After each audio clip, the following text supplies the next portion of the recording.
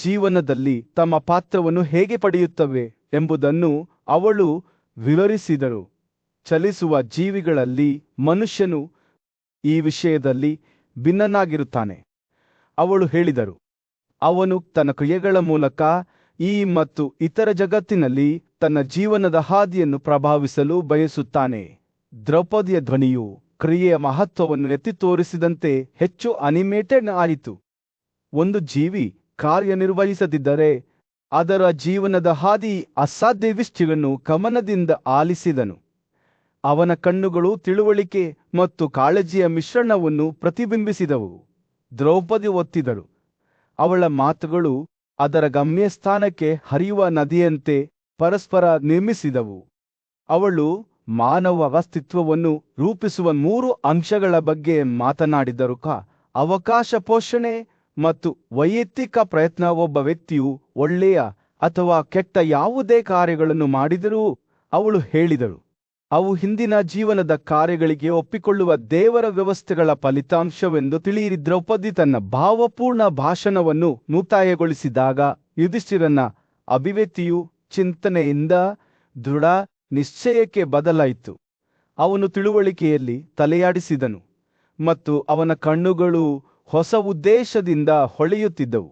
ನಾನು ಕಾರ್ಯನಿರ್ವಹಿಸುತ್ತೇನೆ, ಅವನು ದೃಢವಾಗಿ ಹೇಳಿದನು, ಮತ್ತು ಕ್ರಮವನ್ನು ತ್ಯಜಿಸುವ ಮೂಲಕ ಖಂಡನೆಗೊಳಗಾಗುವುದಿಲ್ಲ.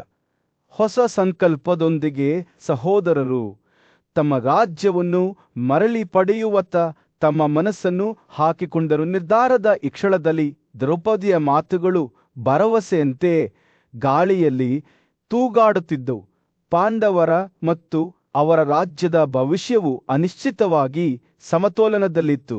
ಆದರೂ ಪ್ರತಿ ಹೆಜ್ಜೆ ಮುಂದೆ ಅವರು ತಮ್ಮ ಸಿಂಹಾಸನವನ್ನು ಮಾತ್ರವಲ್ಲದೆ ತಮ್ಮ ಗೌರವ ಮತ್ತು ಘನತೆಯನ್ನು ಮರಳಿ ಪಡೆಯಲು ಹತ್ತಿರವಾದರು. ಸಹೋದರರು ಮುಂದಿನ ಸವಾಲುಗಳನ್ನು ಎದುರಿಸಲು ಸಿದ್ಧರಾಗಿದ್ದಾಗ ದ್ರೌಪದಿಯ ಮಾತುಗಳು ಅವರೊಳಗೆ ಪ್ರತಿಧ್ವನಿಸುತ್ತಿದ್ದವು.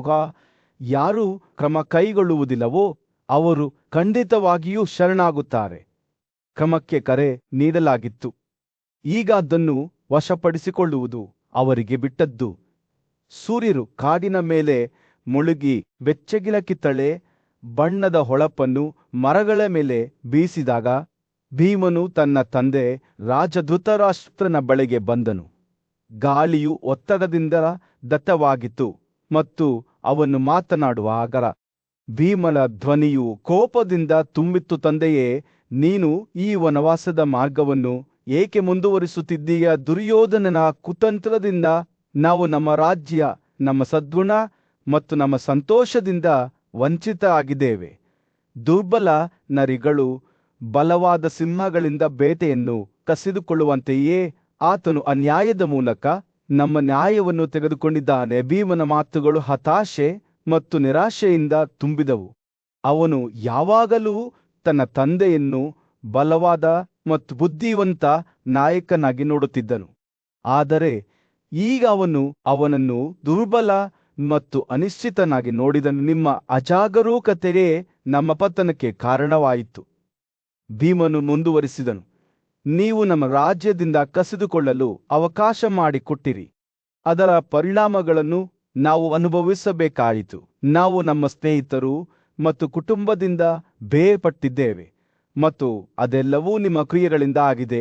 ಅವನು ಮಾತನಾಡುವಾಗ ಭೀಮನ ಧ್ವನಿಯು ಕೋಪದಿಂದ ಏರಿತು. ಅವನಿಗೆ ಅನ್ಯಾಯ ಮತ್ತು ನೋವಿನ ಆಳವಾದ ಭಾವನೆ ಉಂಟಾಯಿತು ಮತ್ತು ಅವನ ತಂದೆ ಅವರ ರಾಜ್ಯವನ್ನು ಮರಳಿ ಪಡೆಯಲು ಏಕೆ ಕ್ರಮ ಕೈಗೊಳ್ಳುತ್ತಿಲ್ಲ ಎಂದು ಅವನಿಗೆ ಅರ್ಥವಾಗಲಿಲ್ಲ. ಈ ವನವಾಸದ ಜೀವನವು ನಮಗೆ ಅಲ್ಲ. ಭೀಮನು ಹೇಳಿದನು, ನಾವು ಆಡಳಿತಗಾರರಾಗಬೇಕೆಂದುಕೊಂಡಿದ್ದೇವೋ? ಕಾಡಿನಲ್ಲಿ ವಾಸಿಸುವ ಕಾಡು ಪ್ರಾಣಿಗಳಲ್ಲ. ನಾವು ನಮ್ಮ ರಾಜ್ಯವನ್ನು ಮರಳಿ ಪಡೆಯಲು ಹೋರಾಡಬೇಕು. ಹೇಡಿಗಳಂತೆ ಅಡಗಿಕೊಳ್ಳಬಾರದು. ಭೀಮನ ಮಾತುಗಳು ಅವನ ಸ್ವಂತ ಆಸೆಗಳು ಮತ್ತು ಮಹತ್ವಾಕಾಂಕ್ಷೆಗಳ ಪ್ರತಿಬಿಂಬವಾಗಿದ್ದವು. ಅವನು ಅವರ ರಾಜ್ಯವು ಅದರ ಹಿಂದಿನ ವೈಭವಕ್ಕೆ ಮರಳುವುದನ್ನು ನೋಡಲು ಬಯಸಿದನು ಮತ್ತು ಅದಕ್ಕಾಗಿ ಅವನು ಹೋರಾಡಲು ಸಿದ್ಧನಾಗಿದ್ದನು. ಆದರೆ ತಂದೆಯೇ, ಸದ್ಗುಣದ ಮಾರ್ಗವನ್ನು ಅನುಸರಿಸುವ ನಿಮ್ಮ ಬಳಕೆಯಿಂದ ನೀವು ಮಾರ್ಗದರ್ಶಿತರಾಗಿದ್ದೀರಿ ಎಂದು ನನಗೆ ತಿಳಿದಿದೆ. ಆದರೆ ಕೆಲವೊಮ್ಮೆ ಸದ್ಗುಣವು ದೌರ್ಬಲ್ಯವಾಗಿರಬಹುದು ಎಂದು ನಾನು ಅರ್ಥ ಮಾಡಿಕೊಂಡಿದ್ದೇನೆ. ನಾವು ನಮ್ಮ ಸ್ವಂತ ಅಗತ್ಯತೆಗಳು ಮತ್ತು ಆಸೆಗಳನ್ನು ಸಹ ಪರಿಗಣಿಸಬೇಕು ಎಂದು ಭೀಮನು ಹೇಳಿದನು. ಭೀಮನ ಮಾತುಗಳು ತನ್ನ ತಂದೆಗೆ ವಿಷಯಗಳನ್ನು ಅವರ ದೃಷ್ಟಿಕೋನದಿಂದ ನೋಡಬೇಕೆಂದು ಮನವಿ ಮಾಡಿದ್ದವು. ಅವರು ಸುಮ್ಮನೆ ಕುಳಿತು ಇತರರು ಕ್ರಮ ಕೈಗೊಳ್ಳುವವರೆಗೆ ಕಾಯಲು ಸಾಧ್ಯವಿಲ್ಲ ಎಂಬುದನ್ನು ಆತ ಅರ್ಥ ಮಾಡಿಕೊಳ್ಳಬೇಕೆಂದು ಆತ ಬಯಸಿದ್ದನು. ಅವರು ಸ್ವತಃ ಕ್ರಮ ಕೈಗೊಳ್ಳಬೇಕಾಗಿತ್ತು. ತಂದೆಯೇ, ಸದ್ಗುಣ, ಸಂಪತ್ತು ಮತ್ತು ಆನಂದವೆಲ್ಲವೂ ಪರಸ್ಪರ ಬೆಸೆದುಕೊಂಡಿವೆ ಎಂದು ನಮಗೆ ಕಲಿಸಲಾಗಿದೆ. ಭೀಮನು ಹೇಳಿದನು, ನಾವು ಅವುಗಳನ್ನು ಪರಸ್ಪರ ಸಮತೋಲನದಲ್ಲಿ ಅನುಸರಿಸಬೇಕು. ನಾವು ಬೆಳಿಗ್ಗೆ ಸದ್ಗುಣ, ಮಧ್ಯಾಹ್ನ ಸಂಪತ್ತು ಮತ್ತು ಸಂಜೆ ಆನಂದವನ್ನು ಹುಡುಕಬೇಕು. ಭೀಮನ ಮಾತುಗಳು ಧರ್ಮಗ್ರಂಥಗಳ ಬಗೆಗಿನ ಅವನ ಸ್ವಂತ ತಿಳುವಳಿಕೆಯ ಪ್ರತಿಬಿಂಬವಾಗಿದ್ದವು. ಜೀವನದ ಈ ಮೂರು ಅಂಶಗಳ ನಡುವೆ ಸಮತೋಲನವನ್ನು ಕಂಡುಕೊಳ್ಳುವುದರಿಂದ ನಿಜವಾದ ಸಂತೋಷವು ಬರುತ್ತದೆ ಎಂದು ಅವನಿಗೆ ತಿಳಿದಿತ್ತು. ಆದರೆ ತಂದೆಯೇ, ನಾವು ನಮ್ಮ ಸ್ವಂತ ಆಸೆಗಳನ್ನು ಮತ್ತು ಮಹತ್ವಾಕಾಂಕ್ಷೆಗಳನ್ನು ಸಹ ಪರಿಗಣಿಸಬೇಕು. ನಾವು ಸಂತೋಷವಾಗಿರಲು ಬಯಸುತ್ತೇವೆ ಮತ್ತು ನಾವು ಉದ್ದೇಶಪೂರ್ವಕ ಜೀವನವನ್ನು ನಡೆಸಲು ಬಯಸುತ್ತೇವೆ. ನಾವು ಸುಮ್ಮನೆ ಕುಳಿತು ಇತರರು ವರ್ತಿಸುವವರೆಗೆ ಕಾಯಲು ಸಾಧ್ಯವಿಲ್ಲ ಎಂದು ಭೀಮನು ಹೇಳಿದನು. ಭೀಮನ ಮಾತುಗಳು ಕ್ರಮಕ್ಕೆ ಕರೆ. ತಮ್ಮದೇ ಆದ ಹಣೆಬರಹವನ್ನು ರೂಪಿಸುವ ಶಕ್ತಿ ಅವರಿಗೆ ಇದರೆಂಬುದನ್ನು ನೆನಪಿಸುವಂತವು. ಅವರು ಕೇವಲ ಸದ್ಗುಣದ ಮೇಲೆ ಮಾತ್ರ ಅವಲಂಬಿತರಾಗಿರಲು ಸಾಧ್ಯವಿಲ್ಲ ಎಂಬುದನ್ನು ಅವರ ತಂದೆ ನೋಡಬೇಕೆಂದು ಅವರು ಬಯಸಿದ್ದರು. ಅವರು ಕ್ರಮ ಕೈಗೊಳ್ಳಬೇಕಾಗಿತ್ತು. ಕುರುಬರ ಸಭೆಯಲ್ಲಿ ಭೀಮಸೇನನ ಚುಚ್ಚುವ ಮಾತುಗಳು ಅಜಾತಶತ್ರುಗೆ ಬಾಣದಂತೆ ಹೊಡೆದಿದ್ದವು. ಸತ್ಯಕ್ಕೆ ಬದ್ಧನಾಗಿದ್ದ ಆ ಉನ್ನತ ಆತ್ಮದ ರಾಜನು ಗಮನದಿಂದ ಆಲಿಸಿದನು. ಅವನ ತಾಳ್ಮೆಯು ಅಚಲವಾಗಿತ್ತು. ಕೆಲವು ಕ್ಷಣಗಳ ಚಿಂತನೆಯ ನಂತರ ಅವನು ಮಾತನಾಡುತ್ತಾ, ಅವನ ಧ್ವನಿಯು ಸ್ಥಿರವಾಗಿತ್ತು ಮತ್ತು ಅಳತೆಯಾಗಿತ್ತು. ಹೇ ಭರತ, ಇದೆಲ್ಲವೂ ನಿಜ. ಅವನು ಪ್ರಾರಂಭಿಸಿದ್ದ, ಇದು ನಿಜ. ನಿನ್ನ ಹಿಂಸೆಯ ಮಾತುಗಳಿಗಾಗಿ ನಾನು ನಿನ್ನನ್ನು ದೂಷಿಸಲು ಸಾಧ್ಯವಿಲ್ಲ. ನನ್ನ ಮೂರ್ಖತನದಿಂದ ಮಾತ್ರ ಈ ದುರಂತವು ನಮ್ಮ ಮೇಲೆ ಬೀರಿದೆ. ಅವರು ತಮ್ಮ ಪತನಕ್ಕೆ ಕಾರಣವಾದ ಘಟನೆಗಳ ಬಗ್ಗೆ ಯೋಚಿಸುತ್ತಾ ನಿಂತುಬಿಟ್ಟರು. ಧೃತರಾಷ್ಟ್ರನ ಮಗನಿಂದ ಅವನ ರಾಜ್ಯ ಮತ್ತು ಸಾರ್ವಭೌಮತ್ವವನ್ನು ಕಸಿದುಕೊಳ್ಳಲು ಬಯಸಿದ ನಾನು ದಾಳಗಳನ್ನು ಎಸೆಯಲು ಪ್ರಯತ್ನಿಸಿದೆ. ಆದ್ದರಿಂದ ಸುವಾಳನ ಕುತಂತ್ರದ ಮಗನು ಸುಳೋದರನ ಪರವಾಗಿ ನನ್ನ ವಿರುದ್ಧ ಆಡಿದನು. ಅವರ ದೇಶಭ್ರಷ್ಟತೆಗೆ ಕಾರಣವಾದ ಮೋಸಗಾರ ಅವಕಾಶದ ಆಟವನ್ನು ನೆನಪಿಸಿಕೊಳ್ಳುವಾಗ ಅಜಾತಶತ್ರುವಿನ ಕಣ್ಣುಗಳು ಮಸುಕಾದಂತೆ ಕಾಣುತ್ತಿದ್ದವು. ಗುಡ್ಡಗಾಡು ದೇಶದ ಮೂಲನಿವಾಸಿಯಾದ ಶಕುನಿ ಅತ್ಯಂತ ಕುಶಲತೆಯಿಂದ ಕೂಡಿದವಳು ಎಂದು ವಿಷಾದದಿಂದ ಕೂಗುತ್ತಿದ್ದ ಅವನ ಧ್ವನಿಯಲ್ಲಿ ಅವನು ಹೇಳಿದನು, ನಾನು ಯಾವುದೇ ರೀತಿಯ ಕುಶಲಕರ್ಮಿಗಳೊಂದಿಗೆ ಇದ್ದೇನೆ ಎಂದು ತಿಳಿಯದೆ ಸಭೆಯ ಮುಂದೆ ದಾಳಗಳನ್ನು ಎಸೆಯುತ್ತಾ ಅವನು ನನ್ನನ್ನು ಕುಶಲತೆಯಿಂದ ಸೋಲಿಸಿದನು. ಅವರ ವಿಪತ್ತಿನ ಭಾರವು ಅವರ ಮೇಲೆ ದೈಹಿಕ ಶಕ್ತಿಯಂತೆ ಭಾರವಾಯಿತು. ಅವರು ನಿಧಾನವಾಗಿ ಮಾತನಾಡಿದರು. ಪ್ರತಿಯೊಂದು ಪದವೂ ದುಃಖದಿಂದ ಕೂಡಿತ್ತು. ಆದ್ದರಿಂದ ಭೀಮಸೇನನೇ, ನಾವು ಈ ವಿಪತ್ತಿನಲ್ಲಿ ಮುಳುಗಿದ್ದೇವೆ. ಶಕುನಿಯ ಇಚ್ಛೆಗಳಿಗೆ ಅನುಕೂಲಕರವಾದ ದಾಳಗಳನ್ನು ಪ್ರತಿಕೂಲವಾಗಿ ನೋಡಿದಾಗ ನಾನು ನನ್ನ ಮನಸ್ಸನ್ನು ನಿಯಂತ್ರಿಸಬಹುದಿತ್ತು. ಆದರೆ ಕೋಪವು ಅವರ ತಾಳ್ಮೆಯನ್ನು ಓಡಿಸಿತ್ತು ಮತ್ತು ಅವರು ನಿಯಂತ್ರಣವನ್ನು ಕಳೆದುಕೊಂಡಿದ್ದರು. ಅಜಾತಶತ್ರುವಿನ ನೋಟವು ಭೀಮನ ತೀವ್ರ ನೋಟದಿಂದ ಹಿಂದೆ ಸರಿದು ಹಿಂದಿನ ಕಾಲದಲ್ಲಿ ಸಾಂತ್ವನವನ್ನು ಹುಡುಕುತ್ತಿರುವಂತೆ ಕೋಪವು ವ್ಯಕ್ತಿಯ ತಾಳ್ಮೆಯನ್ನು ಹೊರಹಾಕುತ್ತದೆ ಎಂದು ಅವನು ಮೃದುವಾಗಿ ಹೇಳಿದನು. ಓ ಮಗು, ಅದು ಉದಾತ್ತತೆ, ಅಹಂಕಾರ ಅಥವಾ ಅಹಂಕಾರದಿಂದ ಪ್ರಭಾವಿತವಾದಾಗ ಮನಸ್ಸನ್ನು ನಿಯಂತ್ರಣದಲ್ಲಿಡಲು ಸಾಧ್ಯವಿಲ್ಲ. ಅವನು ಕ್ಷಮಾಪಣೆಯ ಸುಳಿವನ್ನು ಹೊಂದಿ ಭೀಮಸೇನನನ್ನು ನೋಡಿದನು. ಹೇ ಭೀಮಸೇನ, ನೀನು ಬಳಸುವ ಪದಗಳಿಗಾಗಿ ನಾನು ನಿನ್ನನ್ನು ದೂಷಿಸುವುದಿಲ್ಲ. ನಮಗೆ ಏನಾಗುತ್ತಿದೆ ಎಂಬುದನ್ನು ನಾನು ಪೂರ್ವನಿಯೋಜಿತವೆಂದು ಪರಿಗಣಿಸುತ್ತೇನೆ. ಅವ ಹಿಂದಿನ ಹೋರಾಟಗಳನ್ನು ವಿವರಿಸುವಾಗ ಅವರ ಕಣ್ಣುಗಳಲ್ಲಿ ದೃಢನಿಶ್ಚಯದ ಮುಸುಕಾದ ಮಿನುಗುವಿಕೆಯು ಮಿನುಗಿತ್ತು. ಧೃತರಾಷ್ಟ್ರನ ಮಗನಾದ ದುರ್ಯೋಧನನು ನಮ್ಮ ರಾಜ್ಯವನ್ನು ಆಶಿಸುತ್ತಾ ನಮ್ಮನ್ನು ದುಃಖದಲ್ಲಿ ಮತ್ತು ಗುಲಾಮಗಿರಿಯಲ್ಲೂ ಮುಳುಗಿಸಿದಾಗ, ಓ ಭೀಮೆ, ದ್ರೌಪದಿಯು ನಮ್ಮನ್ನು ರಕ್ಷಿಸಿದಳು. ಅವರ ಧ್ವನಿಯು ಸ್ವಲ್ಪ ಮಟ್ಟಿಗೆ ಏರಿತು, ಕೃತಜ್ಞತೆಯ ಭಾವದಿಂದ ತುಂಬಿತು ಮತ್ತು ಮತ್ತೊಮ್ಮೆ ಆಡಲು ಸಭೆಗೆ ಮತ್ತೆ ಕರೆದಾಗ, ಧೃತರಾಷ್ಟ್ರನ ಮಗ ನನಗೆ ಏನು ಹೇಳಿದನೆಂದು ನಿಮಗೆ ಮತ್ತು ಅರ್ಜುನನಿಗೆ ತಿಳಿದಿದೆ. ಎಲ್ಲ ಭಾರತಗಳ ಸಮ್ಮುಖದಲ್ಲಿ ನಾವು ಆಡಬೇಕಾದ ದಂಧೆಯ ಬಗ್ಗೆ, ಅವರ ಪ್ರತಿಜ್ಞೆಯ ಬಗ್ಗೆ ಯೋಚಿಸುವಾಗ ಅಜಾತಶತ್ರುವಿನ ಅಭಿವ್ಯಕ್ತಿ ಮಂದವಾಯಿತು. ಆತನ ಮಾತುಗಳು, ಓ ರಾಜಕುಮಾರ, ಅಜಾತಶತ್ರು ಸೋತರೆ ನೀರು, ಭೀಮನು ಮತ್ತು ಅವನ ಕುಟುಂಬವು ಆಶ್ರಯ ಪಡೆದಿದ್ದ ಕಾಡಿನ ಮೇಲೆ ಸೂರ್ಯನ ಉದಯವಾಗಿರಲಿಲ್ಲ. ಗಾಳಿಯು ದೆರಗರಿಯಾಗಿತ್ತು ಮತ್ತು ಪಕ್ಷಿಗಳ ಕಿಲಕಿಲಿಸುವಿಕೆಯ ಶಬ್ದವು ಗಾಳಿಯನ್ನು ತುಂಬಿಕೊಂಡಿತು. ಭೀಮನು ತನ್ನ ಭಾವನಾದ ದುರ್ಯೋಧನನೊಂದಿಗೆ ಮಾತನಾಡಲು ಪ್ರಾರಂಭಿಸಿದನು.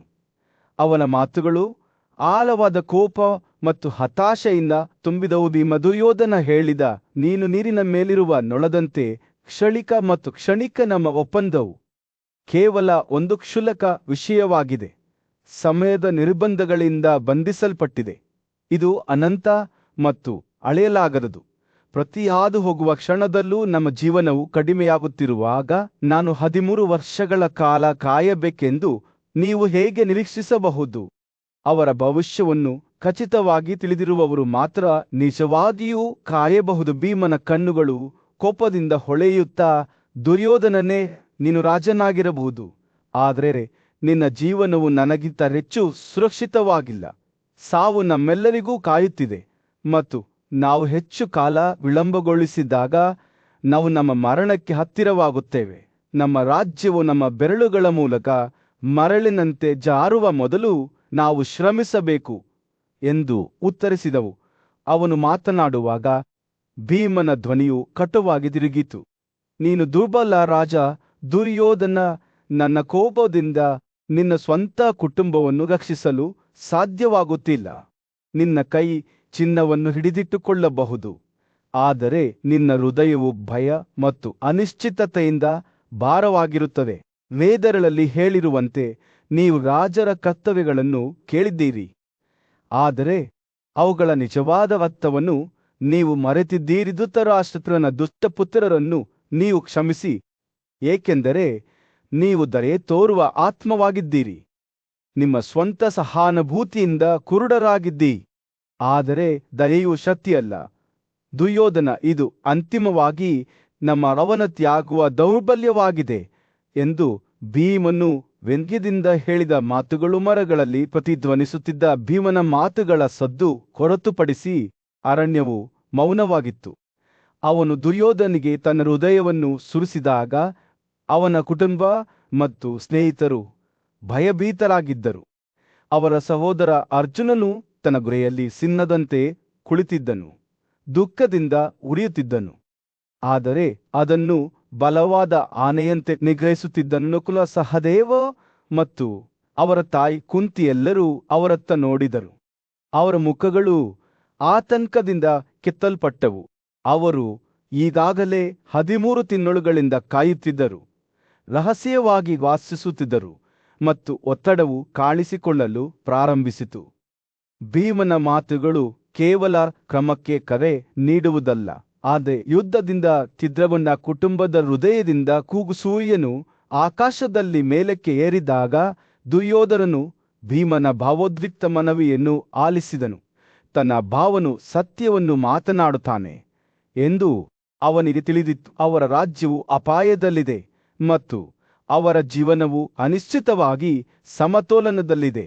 ಆದರೆ ಭೀಮನ ಮಾತುಗಳ ಪ್ರಕಾರ ಕಾರ್ಯನಿರ್ವಹಿಸಲು ಅವನಿಗೆ ಶಕ್ತಿ ಇದೆಯೇ? ಸಮಯ ಮಾತ್ರ ಹೇಳುತ್ತದೆ. ದುರ್ಯೋಧನನು ತನ್ನ ಆಯ್ಕೆಗಳನ್ನು ತೂಗುತ್ತಿದ್ದಾಗ ಅರಣ್ಯವು ಮೌನವಾಗಿತ್ತು. ಹೃದಯದ ಬಡಿತವನ್ನು ಹೊರತುಪಡಿಸಿ ಭೀಮನ ಬುದ್ಧಿವಂತ ಮಾತುಗಳು ಇನ್ನೂ ಗಾಳಿಯಲ್ಲಿ ತೇಲುತ್ತಿದ್ದವು. ಗಂಭೀರವಾದ ಚರ್ಚೆಯ ನಡುವೆಯೇ ಕುಂತಿಯ ಮಗ ಯುಧಿಷ್ಠಿರನು ಭೀಮನ ಭಾರವಾದ ಮಾತುಗಳ ಬಗ್ಗೆ ಯೋಚಿಸಿದನು. ಯುದ್ಧದಲ್ಲಿ ತನ್ನ ವೈರಿಗಳನ್ನು ಸೋಲಿಸುವ ಮುಂದಿರುವ ಸವಾಲಿನ ಕಾರ್ಯದಿಂದ ಅವನ ಮನಸ್ಸು ತೊಂದರೆಗೊಳಗಾಯಿತು. ಅವನು ಯೋಚಿಸುತ್ತಿದ್ದಂತೆ ರಾಜರ ಕತ್ತರೆಗಳು ಮತ್ತು ಸದ್ಗುಣಕ್ಕೆ ಬದ್ಧರಾಗಿರುವ ಪ್ರಾಮುಖ್ಯತೆಯ ಬಗ್ಗೆ ಬೋಧನೆಗಳನ್ನು ನೆನಪಿಸಿಕೊಂಡನು.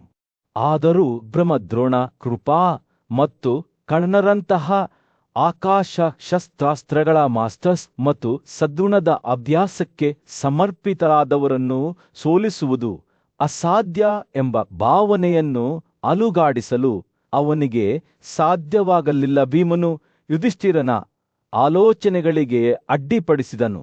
ಅವನು ಅವನನ್ನು ತ್ವರಿತವಾಗಿ ವರ್ತಿಸುವಂತೆ ಒತ್ತಾಯಿಸುತ್ತಿದ್ದನು.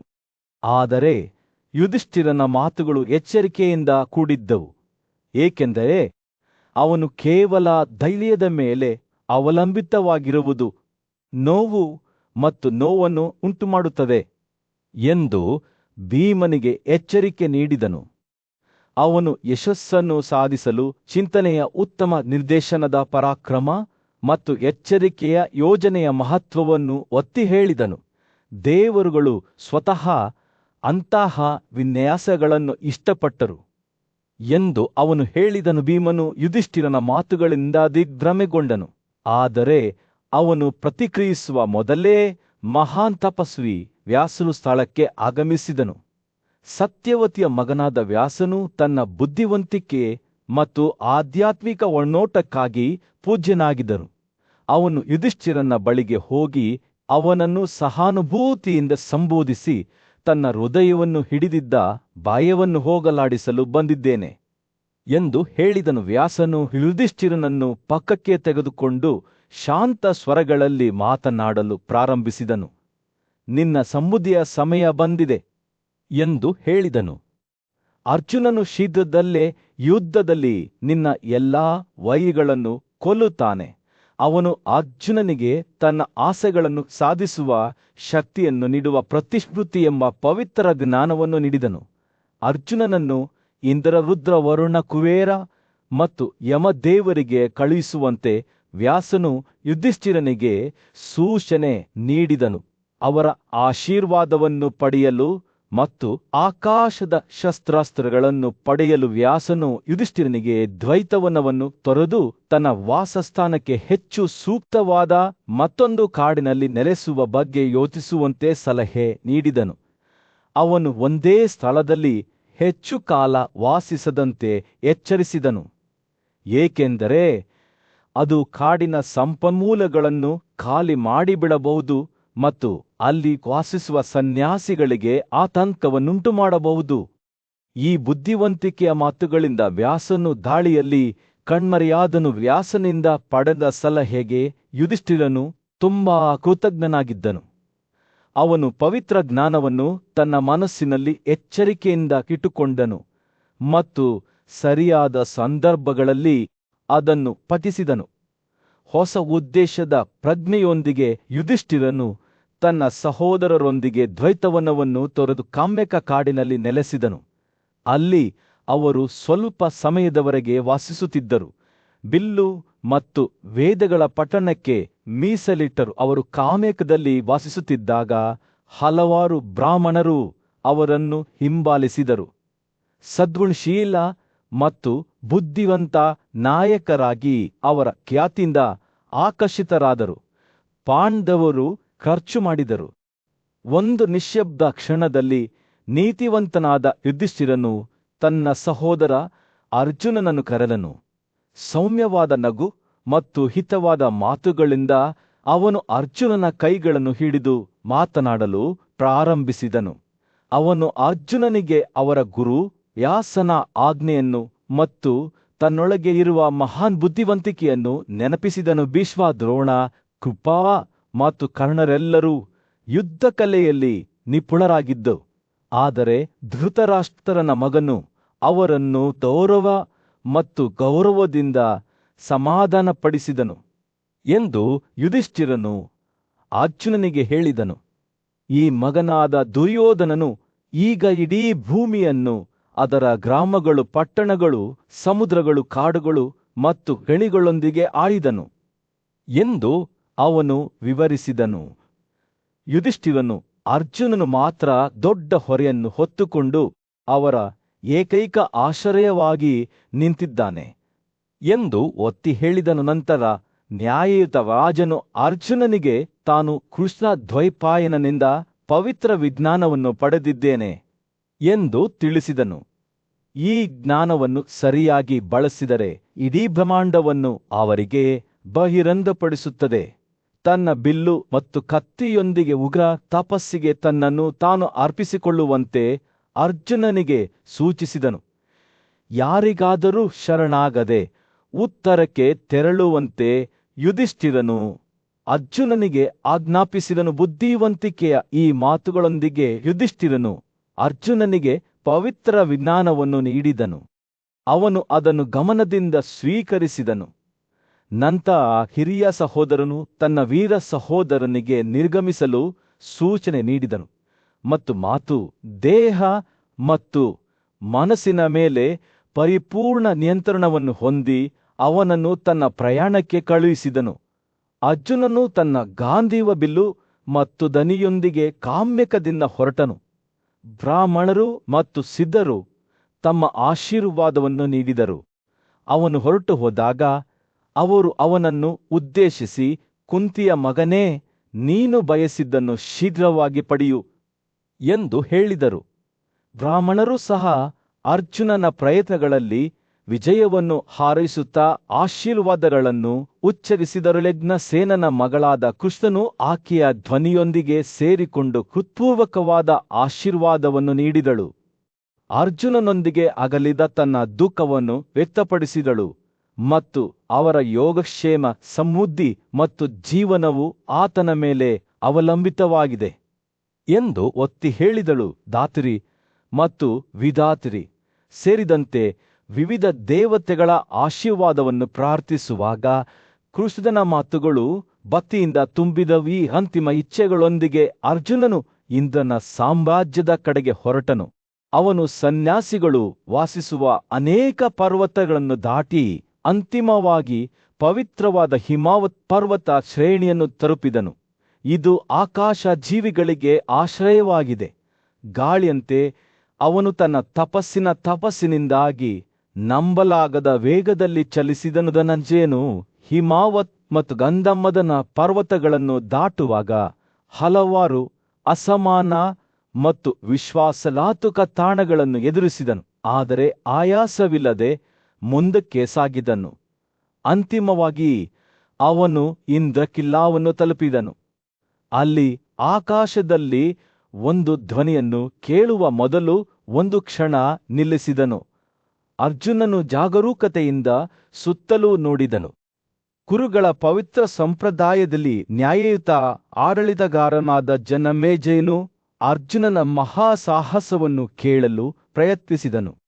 ಆತನು ಪರಾಕ್ರಮಶಾಲಿ ಯೋಧನಾದ ಅರ್ಜುನನು ತನ್ನ ದೈವಿಕ ಶಸ್ತ್ರಾಸ್ತ್ರಗಳನ್ನು ಹೇಗೆ ಪಡೆದನು ಎಂಬುದರ ಕಥೆಯನ್ನು ವಿವರಿಸಲು ಬುದ್ಧಿವಂತ ಋಷಿಯಾದ ವೈಶಂಪಾಯನನನ್ನು ಕೇಳಿದನು. ಯುಧಿಷ್ಠಿರನ ಆಜ್ಞೆಯ ಮೇರೆಗೆ ಅರ್ಜುನನು ದೇವತೆಗಳ ಮುಖ್ಯಸ್ಥನಾದ ಸಕ್ರನನ್ನು ಮತ್ತು ದೇವತೆಗಳ ದೇವತೆಯಾದ ಶಂಕರನನ್ನು ಭೇಟಿಯಾಗುವ ತೀರಿಸಲಾಗದ ಬಯಕೆಯಿಂದ ಉದಾತ್ತ ಅನ್ವೇಷಣೆಗೆ ಹೊರಟನು ಎಂದು ಹೇಳುವುದರ ಮೂಲಕ ವೈಶಂಪಾಯನನು ಪ್ರಾರಂಭಿಸಿದನು.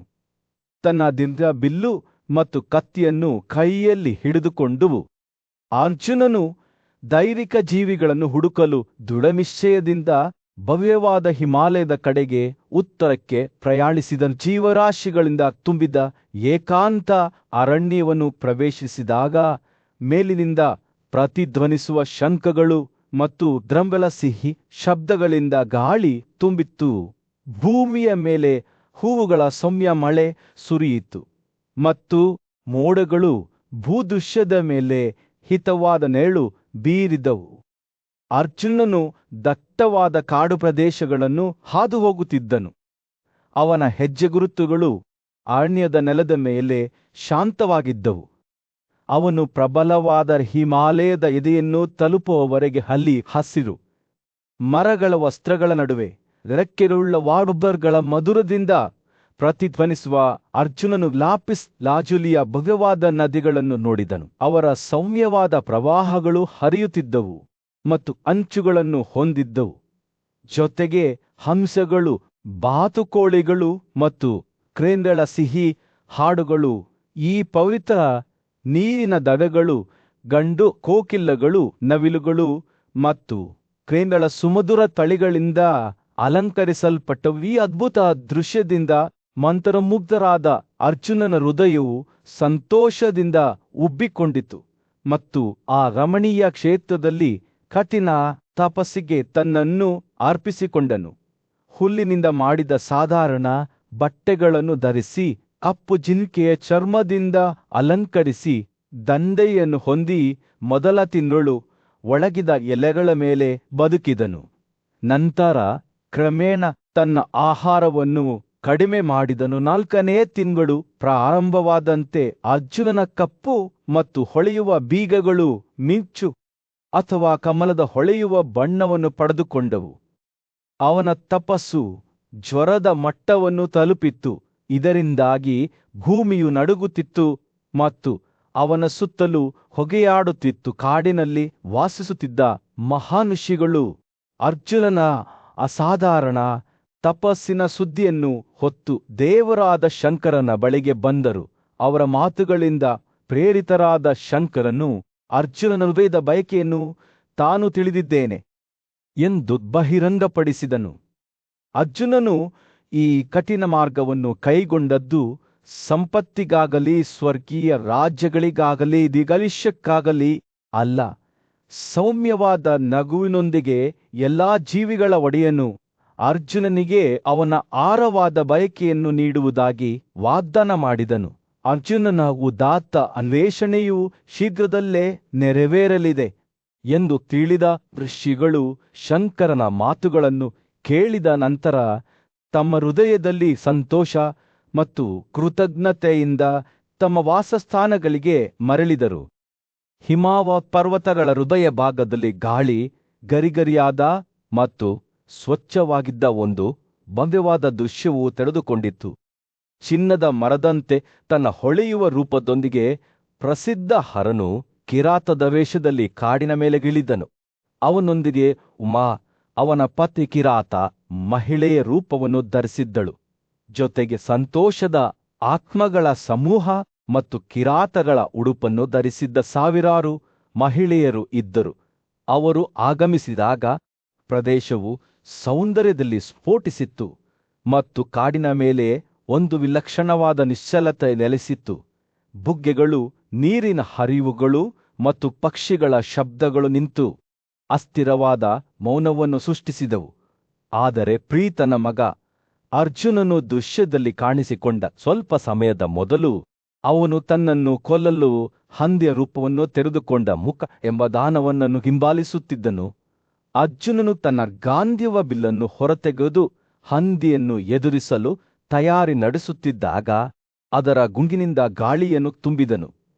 ಆದರೆ ಅವನು ಹೊಡೆಯಲು ಹೊರಟಾಗ ಶಂಕರನು ಕಿರಾತನ ವೇಷದಲ್ಲಿ ಮಧ್ಯಪ್ರವೇಶಿಸಿ, ತಾನು ಮೊದಲು ಹಂದಿಯನ್ನು ಗುರಿಯಾಗಿಸಿಕೊಂಡಿದ್ದೇನೆ ಎಂದು ಹೇಳಿಕೊಂಡನು. ಆದಾಗ್ಯೂ ಅರ್ಜುನನು ಈ ಮಾತುಗಳನ್ನು ನಿರ್ಲಕ್ಷಿಸಿ ಹಂದಿಯನ್ನು ಹೊಡೆದನು. ನಂತರ ಕಿರಾತನು ಉರಿಯುತ್ತಿರುವ ಬೆಂಕಿಯಂತೆ ಬಾಣವನ್ನು ಹೊಡೆದನು. ಅದು ದೊಡ್ಡ ಶಬ್ದದಿಂದ ಮುಖನ ದೇಹದ ಮೇಲೆ ಬಿದ್ದಿತ್ತು. ಹಂದಿ ಸಾಯುತ್ತಿರುವಾಗ ಅದು ತನ್ನ ರಾಕ್ಷಸ ರೂಪಕ್ಕೆ ಮರಳಿತು. ಅರ್ಜುನನು ತನ್ನ ಮುಂದೆ ಈ ಭಯಾನಕ ಪ್ರಾಣಿಯನ್ನು ನೋಡಿದನು ಮತ್ತು ಯುದ್ಧಕ್ಕೆ ಸಿದ್ಧನಾದನು. ಆದರೆ ಅವನಿಗೆ ಆಶ್ಚರ್ಯವಾಗುವಂತೆ ಶಂಕರನು ಇನ್ನೂ ಕಿರಾತನ ವೇಷದಲ್ಲಿ ಅವನ ಮೇಲೆ ಹಾರಿಸಲಾದ ಬಾಣಗಳಿಂದ ಮುಕ್ತನಾಗಿದ್ದನು. ಬದಲಿಗೆ ಅವನು ಅರ್ಜುನನನ್ನು ಹೆಚ್ಚು ಗುಂಡು ಹಾರಿಸಲು ಪ್ರೋತ್ಸಾಹಿಸಿದನು. ದುಷ್ಟ ಅತ್ಯಂತ ಪ್ರಮುಖವಾದವುಗಳಲ್ಲಿ ಚುಚ್ಚುವ ಸಾಮರ್ಥ್ಯವನ್ನು ಹೊಂದಿರುವ ಅತ್ಯುತ್ತಮ ಬಾಣಗಳನ್ನು ಹಾರಿಸು ಕೋಪಗೊಂಡ ಅರ್ಜುನನು ಶಂಕರನ ಮೇಲೆ ತನ್ನ ಬಾಣಗಳನ್ನು ಸುರಿಸಿದನು. ಆದರೆ ಪರ್ವತಾರೋಹಿ ಹರ್ಷಚಿತ್ರದಿಂದ ಅವುಗಳನ್ನು ಹೊತ್ತುಕೊಂಡನು. ಇಬ್ಬರೂ ಹೋರಾಟಗಾರರು ಹೊಡೆತಗಳನ್ನು ವಿನಿಮಯ ಮಾಡಿಕೊಂಡರು ಮತ್ತು ಇಬ್ಬರೂ ಮೇಲುಗೈ ಸಾಧಿಸಲಿಲ್ಲ. ಅರ್ಜುನನ ಬಾಣಗಳು ಕಡಿಮೆಯಾಗುತ್ತಿದ್ದಂತೆ ಖಂಡವ ಅರಣ್ಯವನ್ನು ಸುಡುವ ಸಮಯದಲ್ಲಿ ಅಗ್ನಿ ತನಗೆ ನೀಡಿದ ಬಾಣಗಳು ಅವನಿಗೆ ನೆನಪಾದವು. ಆದರೆ ಅವು ಸಹ ದಣಿದಿದ್ದವು. ಹತಾಶೆಯಿಂದ ಅರ್ಜುನನು ತನ್ನ ಬಿಲ್ಲು ಕದಾರವನ್ನು ಎತ್ತಿಕೊಂಡು ಶಂಕರನನ್ನು ಎಳೆದನು. ಗುಡುಗು ಸಿಡಿಲಿನಂತೆ ತೀವ್ರವಾದ ಹೊಡೆತಗಳಿಂದ ಅವನನ್ನು ಹೊಡೆದನು. ಆದಾಗ್ಯೂ ಅವನು ಕತ್ತಿಯಿಂದ ಸಂಘರ್ಷವನ್ನು ಕೊನೆಗೊಳಿಸಲು ಪ್ರಯತ್ನಿಸಿದಾಗ ಶಂಕರನು ಅಜೇಯನೆಂದು ಸಾಬೀತಾಯಿತು. ತನ್ನ ಕಿರೀಟವನ್ನು ಸ್ಪರ್ಶಿಸಿದಾಗ ಕತ್ತಿಯನ್ನು ತುಂಡುಗಳಾಗಿ ಮುರಿದನು. ಅರ್ಜುನನು ಮರಗಳು ಮತ್ತು ಕಲ್ಲುಗಳನ್ನು ಬಳಸುವವರೆಗೆ ಇಬ್ಬರೂ ಹೋರಾಟಗಾರರ ಹೊಡೆತಗಳೊಂದಿಗೆ ಯುದ್ಧವು ಮುಂದುವರಿಯಿತು. ಆದರೆ ಈ ಕ್ಷಿಪಣಿಗಳನ್ನು ಸಹ ಶಂಕರನು ತಾಳ್ಮೆಯಿಂದ ಹೊತ್ತುಕೊಂಡನು. ಅಂತಿಮವಾಗಿ ಅರ್ಜುನನು ಅವನನ್ನು ಮುಷ್ಟಿಯಿಂದ ಹೊಡೆದನು. ಆದರೆ ಶಂಕರನು ಪ್ರತಿ ಹೊಡೆತವನ್ನು ಗುಡುಗು ಹೋಲುವ ತೀವ್ರವಾದ ಶಕ್ತಿಯಿಂದ ಹಿಂದಿರುಗಿಸಿದನು. ಯುದ್ಧವು ಮುಂದುವರೆದಂತೆ ಅರ್ಜುನನ ಮುಂದೆ ನಿಂತಿರುವ ಸಾಮಾನ್ಯ ಮನುಷ್ಯನಲ್ಲ ಎಂಬುದು ಸ್ಪಷ್ಟವಾಯಿತು. ದೂರದ ಯುಗದಲ್ಲಿ ಅರ್ಜುನನು ನಾರಾಯಣನ ನಿಷ್ಠಾವಂತ ಸ್ನೇಹಿತನಾದ ನಾರನಾಗಿದ್ದನು. ಅವರು ಒಟ್ಟಾಗಿ ಪವಿತ್ರವಾದ ವಡಾರಿ ಪರ್ವತದ ಮೇಲೆ ಸಾವಿರಾರು ವರ್ಷಗಳ ಕಾಲ ತೀವ್ರ ತಪಸ್ವಿ ಆಚರಣೆಗಳನ್ನು ನಡೆಸಿದ್ದರು.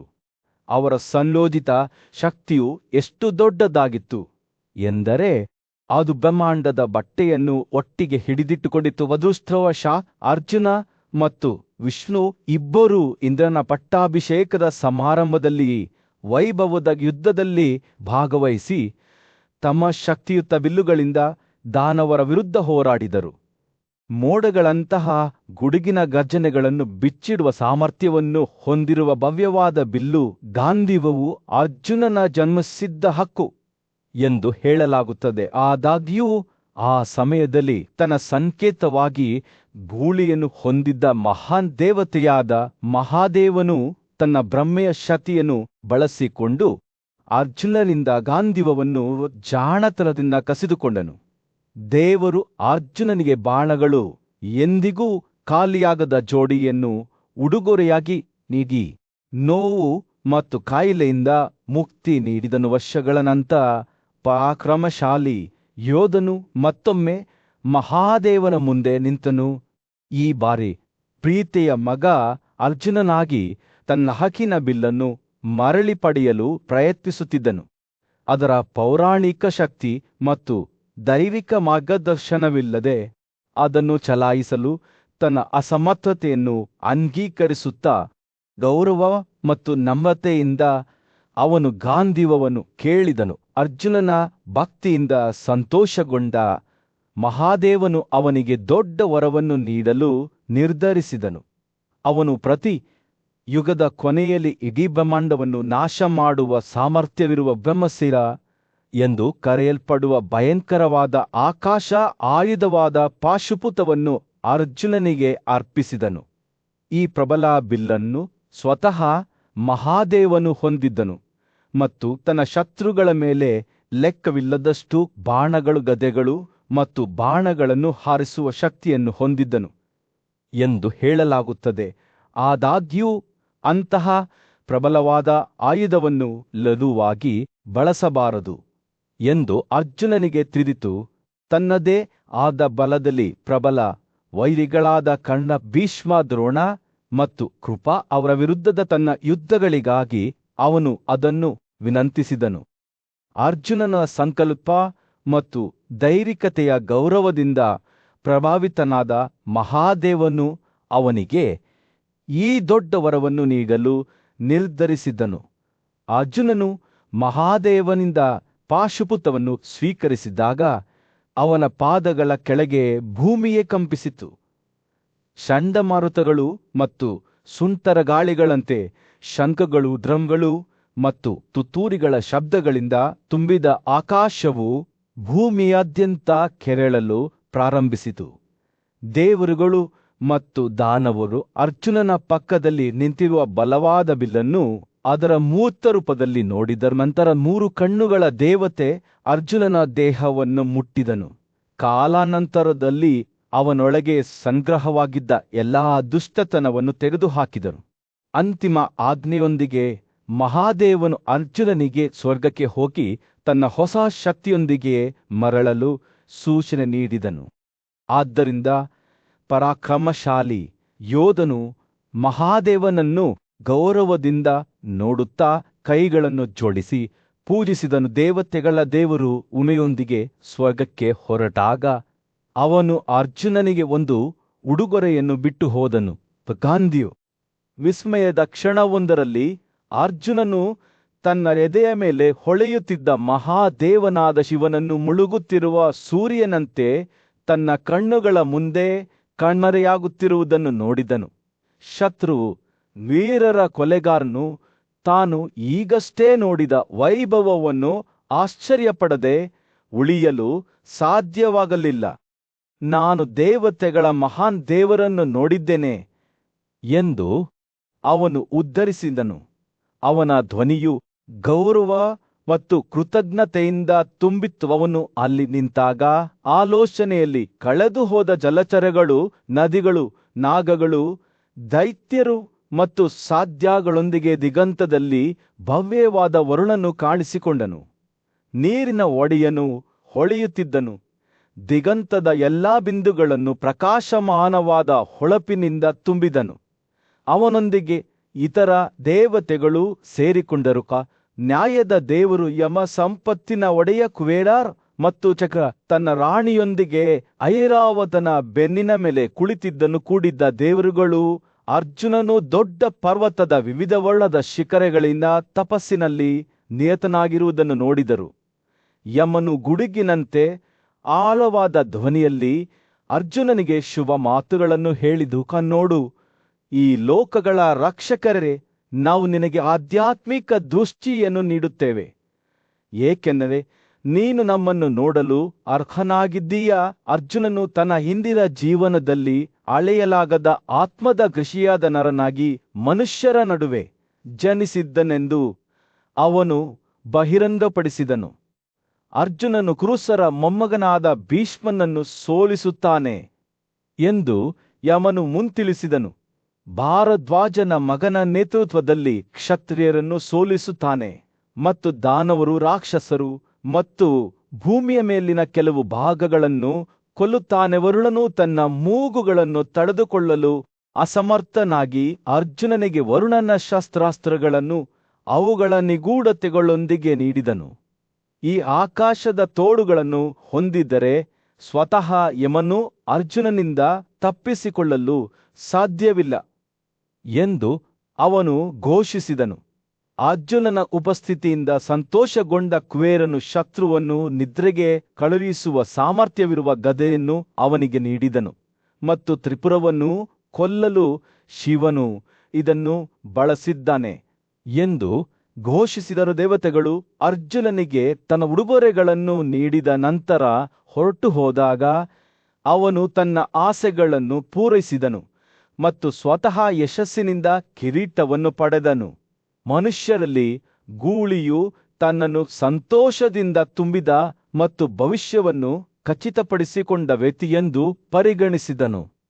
ಸೂರ್ಯನು ನಶ್ವರ ಸಾಮ್ರಾಜ್ಯದ ಮೇಲೆ ಮುಳುಗಲು ಪ್ರಾರಂಭಿಸಿದನು.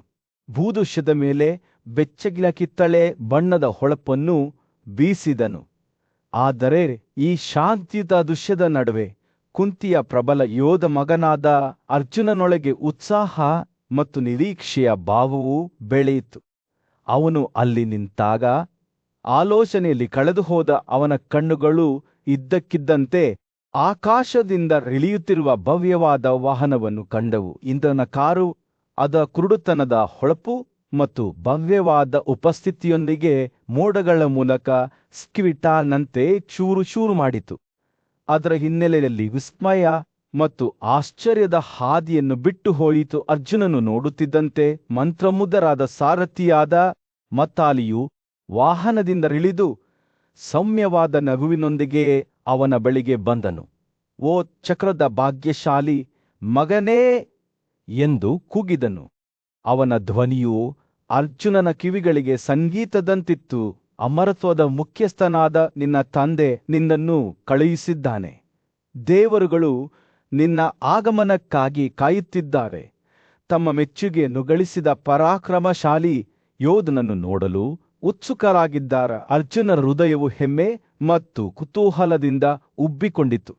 ಮತಾಲಿಯು ಮುಂದುವರಿಸಿದಳು, ದೇವರಿಗೆ ಸರಿಹೊಂದುವ ವಾಹನವಾದ ಈ ಆಕಾಶದ ಕಾರನ್ನು ಹತ್ತಿರಿ. ನೀವು ವೈಭವದಿಂದ ಸವಾರಿ ಮಾಡುತ್ತೀರಿ. ಚಿನ್ನದ ಬಣ್ಣದ ಅತ್ಯುತ್ತಮ ಕುದುರೆಗಳೊಂದಿಗೆ ಪ್ರತಿಯೊಂದು ಗಾಳಿಯ ವೇಗದಿಂದ ತುಂಬಿರುತ್ತದೆ.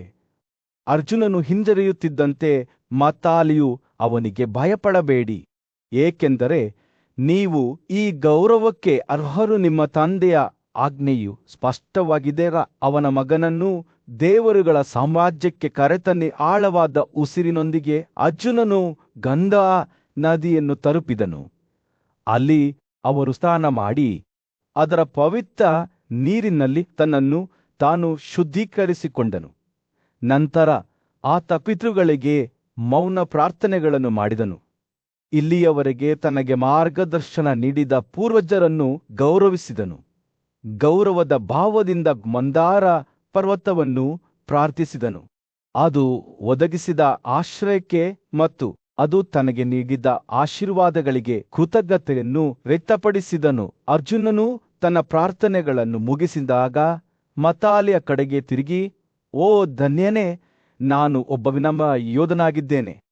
ಈ ಆಕಾಶದ ಕಾರನ್ನು ಸವಾರಿ ಮಾಡುವಂತಹ ಗೌರವವನ್ನು ನಾನು ಹೇಗೆ ಪಡೆಯಬಹುದು? ಮಾತಾಲಿಯು ಗೊತ್ತಿದ್ದು ನಗುತ್ತಾ, ಓ ಅರ್ಜುನ, ನಿನ್ನ ಯೋಗ್ಯತೆ ಪ್ರಶ್ನೆಯಲ್ಲ, ನಿನ್ನ ತಂದೆಯ ಆಜ್ಞೆಯನ್ನು ಪಾಲಿಸಬೇಕು ಎಂದು ಹೇಳಿದರಿದೊಂದಿಗೆ ಮತಾಲಿಯು ಮತ್ತೊಮ್ಮೆ ವಾಹನವನ್ನು ಹತ್ತಿದಳು ಮತ್ತು ಕುದುರೆಗಳ ಸೌಮ್ಯ ಒತ್ತಾಯದೊಂದಿಗೆ ಕಾರು ಚಲಿಸಲು ಪ್ರಾರಂಭಿಸಿತು.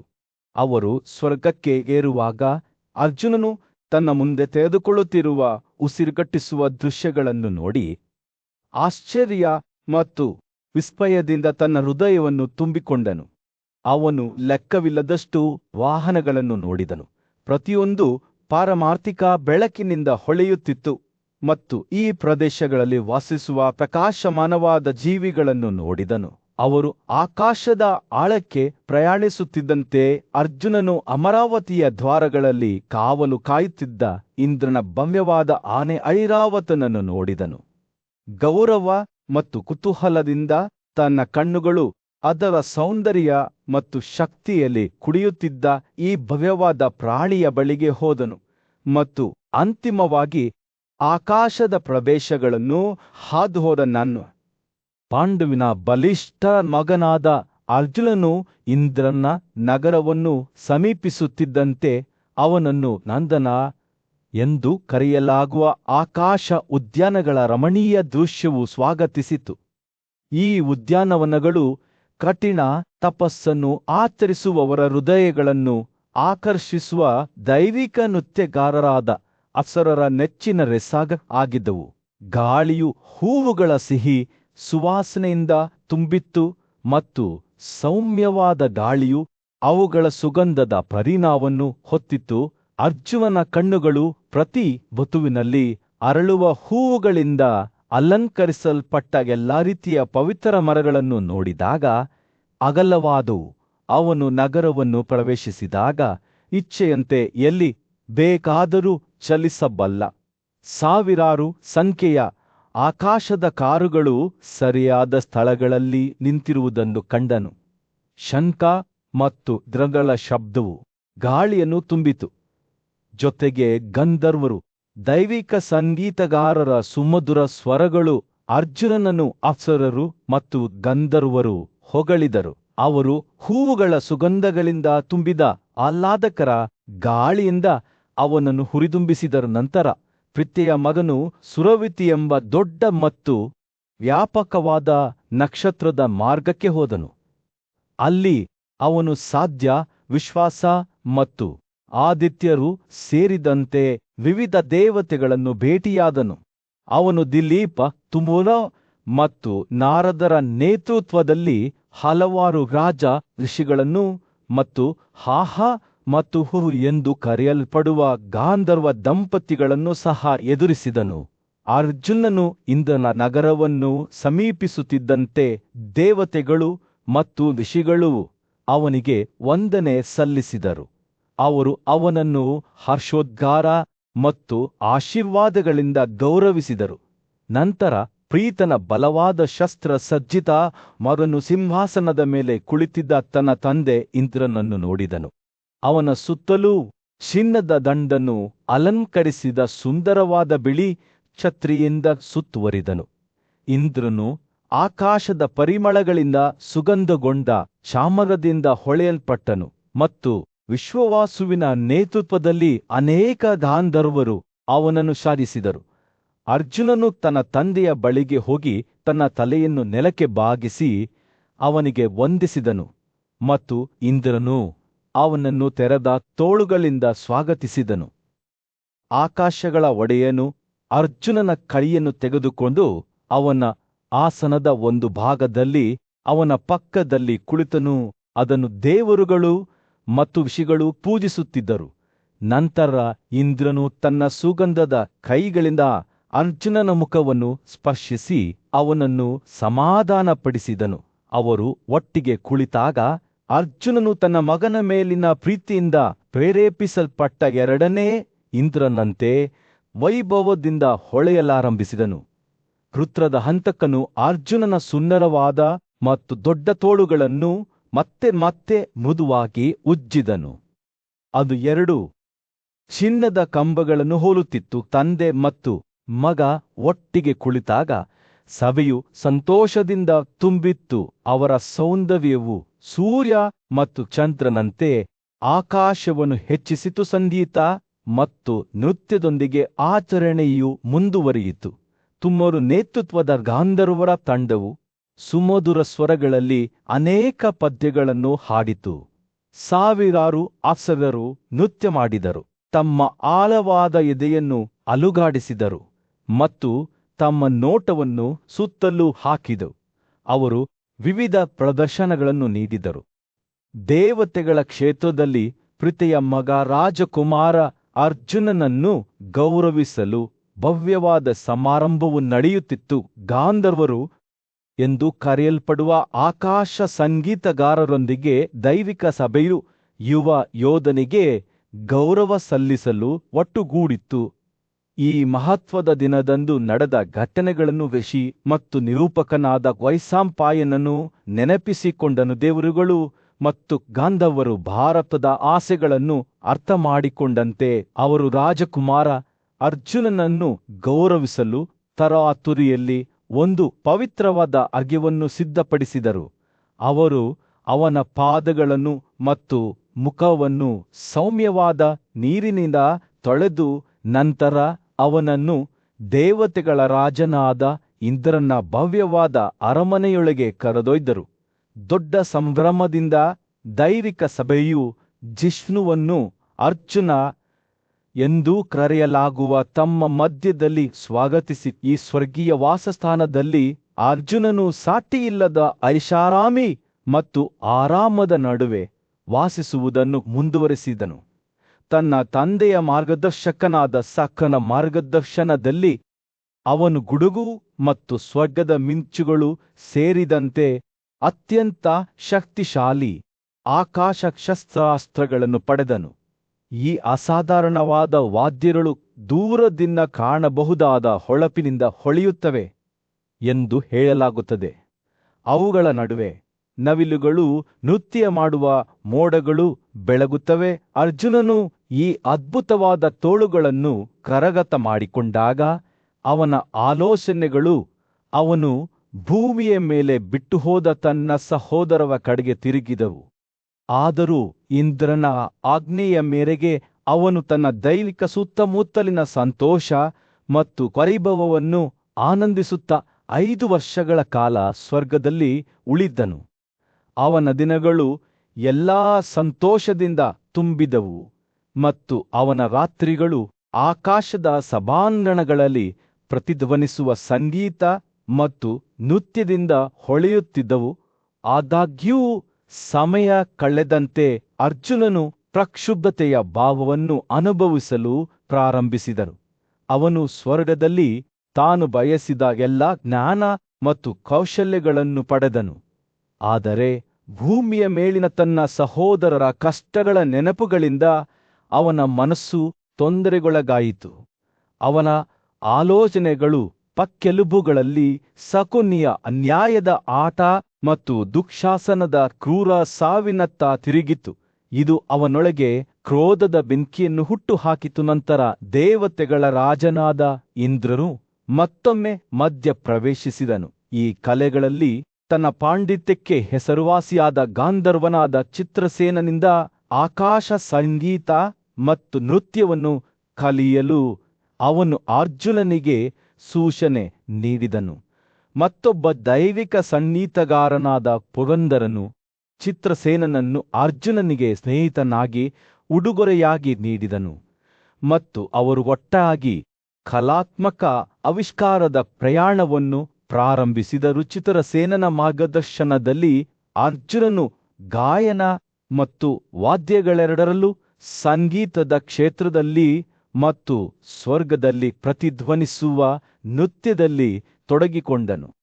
ಅವನು ಆಕಾಶ ಸಂಗೀತಗಾರರ ರಹಸ್ಯಗಳನ್ನು ಕಲಿತನು. ಆದರೆ ತನ್ನ ಹೊಸ ಜ್ಞಾನದ ಹೊರತಾಗಿಯೂ ಅವನ ಹೃದಯವು ದುಃಖದಿಂದ ಭಾರವಾಗಿತ್ತು.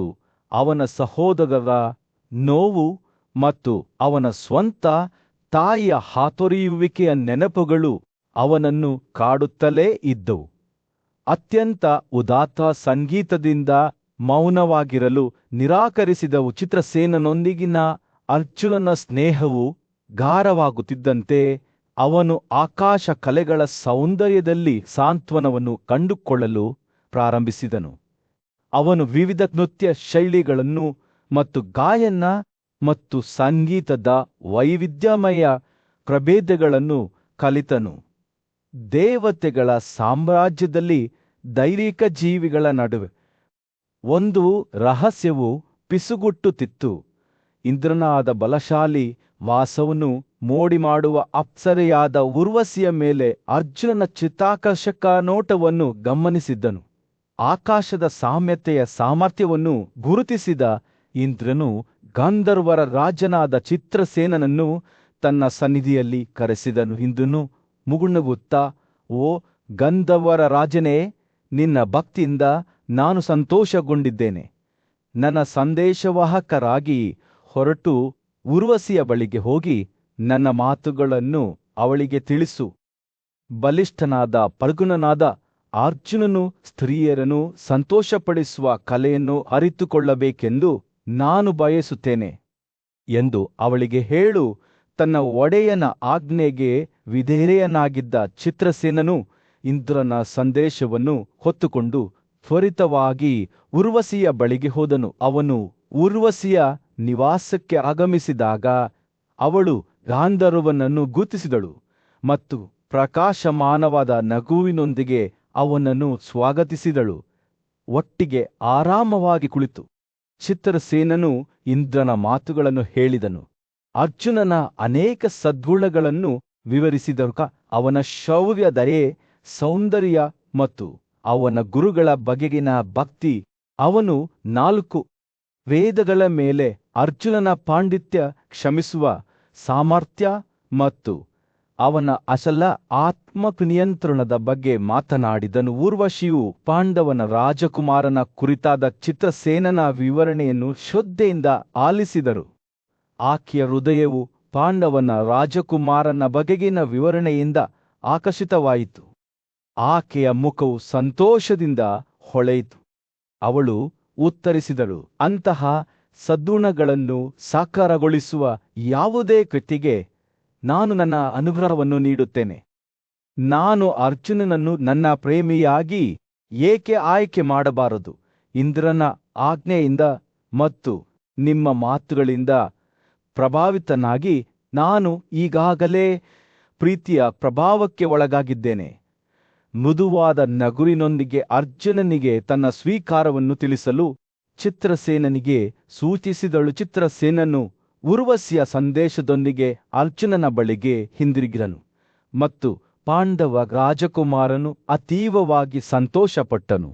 ಈ ಸಂಯೋಗವು ಕೇವಲ ಆಕಸ್ಮಿಕ ಭೇಟಿಯಲ್ಲ, ಆದರೆ ದೇವರುಗಳು ಸ್ವತಃ ನಿಗದಿಪಡಿಸಿದ ಆಕಾಶದ ಭೇಟಿಯಾಗಿದೆ ಎಂದು ಅವನಿಗೆ ತಿಳಿದಿತ್ತು. ಈ ಸುದ್ದಿ ರಾಜ್ಯದಾದ್ಯಂತ ಹರಡುತ್ತಿದ್ದಂತೆ ಆಶ್ಚರ್ಯ ಮತ್ತು ಭಯದ ಪಿಸುಗುಟ್ಟುವಿಕೆಗಳು ಗಾಳಿಯನ್ನು ತುಂಬಿದವು. ದೈವಿಕ ಹಸ್ತಕ್ಷೇಪವು ಪರಸ್ಪರ ಉದ್ದೇಶಿಸಲಾದ ಎರಡು ಆತ್ಮಗಳನ್ನು ಒಟ್ಟುಗೂಡಿಸಿತು. ಮುಂಬರುವ ದಿನಗಳಲ್ಲಿ ಉಡುಗೊರೆಗಳು ಮತ್ತು ವಾತ್ಸಲ್ಯದ ಸಂಕೇತಗಳನ್ನು ಹೊತ್ತುಕೊಂಡು ಊರ್ವಶಿಯು ಅರ್ಜುನ ಸನ್ನಿಧಿಗೆ ಹೋಗುತ್ತಿದ್ದಳು. ಅವರ ಪ್ರೇಮಕಥೆಯು ಒಂದು ದಂತಕಥೆಯಾಯಿತು. ಭಕ್ತಿಯ ಶಕ್ತಿ ಮತ್ತು ದೇವರುಗಳ ಆಶೀರ್ವಾದದ ಉದಾಹರಣೆಯಾಗಿ ಯುಗಯುಗಗಳಾದ್ಯಂತ ಹೇಳಲಾಗುತ್ತಿತ್ತು ಮತ್ತು ಮರುಕಳಿಸುತ್ತಿತ್ತು. ಬ್ರಹ್ಮಾಂಡದಲ್ಲಿ ವೈಶಂಪಾಯನನು ಪ್ರೀತಿ ಮತ್ತು ಭಕ್ತಿಯ ಕಥೆಯನ್ನು ವಿವರಿಸುತ್ತಾನೆ. ಪ್ರಕಾಶಮಾನವಾದ ನಗುಗಳುಳ್ಳ ಅಪ್ಸರೆಯಾದ ಉರ್ವಶಿಯನ್ನು ಆಕಾಶಗಳ ಮುಖ್ಯಸ್ಥನಾದ ಮಹೇಂದ್ರನ ಆಜ್ಞೆಯ ಮೇರೆಗೆ ಗಾಂಧರ್ವನಾದ ಚಿತ್ರಸೇನನು ಅರ್ಜುನನ ಮಹಡಿಗೆ ಕಳುಹಿಸಿದ್ದನು. ಯುದ್ಧದಲ್ಲಿ ಧೈರ್ಯಶಾಲಿ ಮತ್ತು ದೊಡ್ಡ ಔದಾರ್ಯವನ್ನು ಹೊಂದಿದ್ದ ಅರ್ಜುನನನ್ನು ಮೆಚ್ಚಿಸುವುದು ಅವಳ ಕಾರ್ಯವಾಗಿತ್ತು. ಪ್ರೀತಿಯ ದೇವತೆಯಾದ ಮನ್ಮಥನಿಂದ ಚುಚ್ಚಲ್ಪಟ್ಟ ಆಕೆಯ ಹೃದಯವಾದ ಊರ್ವಶಿಯು ಆಕಾಶದ ಸಭೆಯಲ್ಲಿ ಭೇಟಿಯಾದಾಗಿನಿಂದ ಅರ್ಜುನನ ಬಗ್ಗೆ ಮಾತ್ರ ಯೋಚಿಸುತ್ತಿದ್ದಳು. ಆಕೆಯು ಆಕರ್ಷಕವಾದ ಆಭರಣಗಳು ಮತ್ತು ಹೂಮಾಲೆಗಳಿಂದ ತನ್ನನ್ನು ಅಲಂಕರಿಸಿಕೊಂಡಳು ಮತ್ತು ಅವನೊಂದಿಗೆ ಆಕಾಶದ ಹಾಸಿಗೆಯ ಮೇಲೆ ಮಾನಸಿಕವಾಗಿ ಆಡಿಕೊಂಡಳು. ಆಕೆ ಅವನ ಮಹಲುಗೆ ಹೋಗುವಾಗ ಅವಳ ಸೌಂದರ್ಯ ಮತ್ತು ಮೋಡಿ ಎಷ್ಟು ಆಕರ್ಷಕವಾಗಿತ್ತೆಂದರೆ ಸಿದ್ಧರು, ಚರಣರು ಮತ್ತು ಗಾಂಧರ್ವರು ಸಹ ಅವಳನ್ನು ತಾವು ನೋಡಿದ ಅತ್ಯಂತ ಸುಂದರವಾದ ವಸ್ತು ಎಂದು ಪರಿಗಣಿಸಿದರು. ಅರ್ಜುನನ ಬಾಗಿಲನ್ನು ತಲುಪಿದ ನಂತರ ಊರ್ವಶಿ ಹಾಜರಿದ್ದ ಕಾವಲುಗಾರನ ಮೂಲಕ ಸಂದೇಶವನ್ನು ಕಳುಹಿಸಿದಳು ಮತ್ತು ಶೀಘ್ರದಲ್ಲೇ ಪ್ರಕಾಶಮಾನವಾದ ಅರಮನೆಯನ್ನು ಪ್ರವೇಶಿಸಿದಳು. ಆದಾಗ್ಯೂ ಅರ್ಜುನನು ರಾತ್ರಿಯಲ್ಲಿ ಅವಳನ್ನು ನೋಡಿದಾಗ ಅವನು ನಾಚಿಕೆ ಮತ್ತು ಭಯಭೀತರಾದ ಹೃದಯದಿಂದ ಭಾವಪರವಶನಾದನು. ಅವನು ಗೌರವದಿಂದ ಅಪ್ಸರನಿಗೆ ಪೂಜೆ ಸಲ್ಲಿಸಿದನು. ಆದರೆ ಅವನ ನಮ್ರತೆಯು ಅವನನ್ನು ತನ್ನ ಕಣ್ಣುಗಳನ್ನು ಮುಚ್ಚುವಂತೆ ಮಾಡಿತು. ಅರ್ಜುನನ ಮಾತುಗಳನ್ನು ಕೇಳಿದ ಊರ್ವಶಿಯು ತನ್ನ ಇಂದ್ರಿಯಗಳಿಂದ ವಂಚಿತರಾದಳು. ಮಹೇಂದ್ರ ಮತ್ತು ಚಿತ್ರಸೇನನ ಆಜ್ಞೆಯಂತೆ ತಾನು ಅರ್ಜುನನಿಗಾಗಿ ಕಾಯಲು ಬಂದಿದ್ದೇನೆ ಎಂದು ಅವಳು ವಿವರಿಸಿದಳು. ಅರ್ಜುನನ ಸದ್ಗುಣಗಳಿಂದ ಅವಳ ಹೃದಯವು ಆಕರ್ಷಿತವಾಯಿತು ಮತ್ತು ಅವಳು ಈಗಾಗಲೇ ಪ್ರೀತಿಯ ದೇವರ ಪ್ರಭಾವಕ್ಕೆ ಒಳಗಾಗಿದ್ದಳು. ತಾನು ಅರ್ಜುನನ ಬಯಕೆಯನ್ನು ಶಾಶ್ವತವಾಗಿ ಹೊಂದಿದ್ದೇನೆ ಎಂದು ಊರ್ವಶಿ ಒಪ್ಪಿಕೊಂಡಳು. ಅರ್ಜುನನು ಇನ್ನೂ ನಾಚಿಕೆಯಿಂದ ತಾನು ಊರ್ವಶಿಯನ್ನು ತನ್ನ ಮೇಲಧಿಕಾರಿಯೆಂದು ಇಂದ್ರನ ರಾಣಿಯಾದ ಕುಂತಿ ಅಥವಾ ಸಚ್ಚಿಯಷ್ಟೇ ಗೌರವಿಸುತ್ತೇನೆ ಎಂದು ಉತ್ತರಿಸಿದನು. ತಾನು ಸಭೆಯಲ್ಲಿ ಅವಳನ್ನು ನೋಡುತ್ತಿದ್ದೆ ಎಂದು ವಿವರಿಸಿದನು. ಅವಳು ಕೌರವ ಜನಾಂಗದ ತಾಯಿ ಎಂದು ಭಾವಿಸಿದನು. ಆದಾಗ್ಯೂ ಅವರ ಸಾಮಾಜಿಕ ಶ್ರೇಣಿ ವ್ಯವಸ್ಥೆಯನ್ನು ಪರಿಗಣಿಸಿ ತನ್ನ ಬಗ್ಗೆ ಇತರ ಭಾವನೆಗಳನ್ನು ಹೊಂದಿರಬಾರದೆಂದು ಅವನು ಊರ್ವಶಿಯನ್ನು ವಿನಮ್ರವಾಗಿ ವಿನಂತಿಸಿದನು. ಇದಕ್ಕೆ ಪ್ರತಿಕ್ರಿಯಿಸಿದ ಊರ್ವಶಿ, ಅಪ್ಸರರು ತಮ್ಮ ಆಯ್ಕೆಯಲ್ಲಿ ಸ್ವತಂತ್ರರು ಮತ್ತು ನಿರ್ಬಂಧರಹಿತರು ಮತ್ತು ಅರ್ಜುನನು ತನ್ನನ್ನು ತನ್ನ ಮೇಲಧಿಕಾರಿಯೆಂದು ಪರಿಗಣಿಸದಿರುವುದು ಯೋಗ್ಯವಾಗಿದೆ ಎಂದು ಹೇಳಿದಳು. ಆಕೆಯು ತನ್ನನ್ನು ಒಪ್ಪಿಕೊಳ್ಳುವಂತೆ ಬೇಡಿಕೊಂಡಳು, ಬಯಕೆಯಿಂದ ಉರಿಯುತ್ತಿದ್ದಳು ಮತ್ತು ಅವನಿಗೆ ಸಮರ್ಪಿಸಿಕೊಂಡಿದ್ದಳು. ಆದಾಗ್ಯೂ ಅರ್ಜುನನು ನಿರಾಕರಿಸಿದನು. ತಾನು ಅವಳನ್ನು ದೂರ ಕಳುಹಿಸಲು ಸಾಧ್ಯವಿಲ್ಲ, ಆದರೆ ಅವಳ ಭಾವನೆಗಳನ್ನು ವಿನಿಮಯ ಮಾಡಿಕೊಳ್ಳಲು ಸಾಧ್ಯವಿಲ್ಲ ಎಂದು ವಿವರಿಸಿದನು. ಕೋಪದಿಂದ ತುಂಬಿದ ಊರ್ವಶಿಯು ಅರ್ಜುನನನ್ನು ಶಪಿಸಿದಳು. ತನ್ನ ತಂದೆಯ ಆದೇಶದ ಮೇರೆಗೆ ತನ್ನ ಮಹಲು ಮತ್ತು ಅವಳ ಸ್ವಂತ ಚಲನೆಯಿಂದ ಬಂದ ಮಹಿಳೆಯನ್ನು ಅವನು ಅಗೌರವಗೊಳಿಸಿದ್ದರಿಂದ ಅವನು ಪರಿಣಾಮಗಳನ್ನು ಅನುಭವಿಸುತ್ತಾನೆ ಎಂದು ಹೇಳಿದಳು. ಹೀಗಾಗಿ ವೈಷ್ಣವನ ಊರ್ವಶಿ ಮತ್ತು ಅರ್ಜುನನ ಕಥೆಯು ಕೊನೆಗೊಂಡಿತು. ಇದು ಅವರ ಸಂಬಂಧದ ಭವಿಷ್ಯವನ್ನು ಅನಿಶ್ಚಿತಗೊಳಿಸಿತು. ಈ ನಿರೂಪಣೆಯಲ್ಲಿ ವೈಶಾಖಾಯನನು ಆಕಾಶಗಳ ನಡುವಿನ ಸಂಬಂಧಗಳ ಸಂಕೀರ್ಣತೆಗಳನ್ನು ಎತ್ತಿ ತೋರಿಸುತ್ತಾ ಪ್ರೀತಿ, ಭಕ್ತಿ ಮತ್ತು ಸಾಮಾಜಿಕ